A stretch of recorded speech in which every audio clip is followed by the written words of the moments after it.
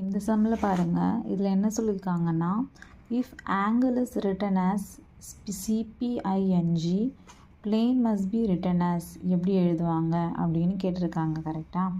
So இதுக்கு வந்து first question வந்து கிளியராக பார்க்கணும். இதுக்கு வந்துட்டு ஜஸ்ட்டு 1 மினிட்லேயே உங்களால் ஆன்சர் பண்ணிட முடியும். என்னென்னா வந்துட்டு சிபிஐஎன்ஜின்னு இருக்கா, இதுதான் வந்துட்டு என்னன்னு சொல்கிறாங்க, பிளேன் சொல்கிறாங்க.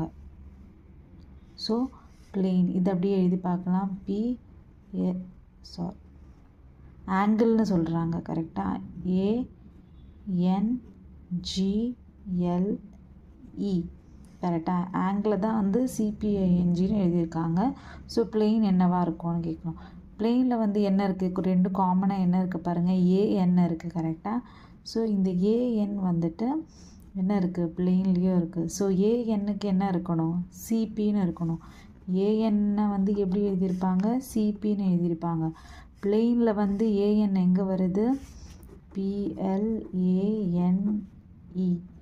ஏஎன் எந்த பொசிஷனில் வருது, 1 2 3 4 3 4ல் ஏஎன் வருது. கரெக்டாக? ஏஎனுக்கு பதிலாக என்னவாக இருக்கணும், சிபியாக இருக்கணும். ஸோ 3 4 பொசிஷனில் சிபி வர்றது எந்த ஆப்ஷன் பாருங்கள், 3 4 1 2 3 4 3 4 3 4. ஸோ இதுதான் ஆன்சர்.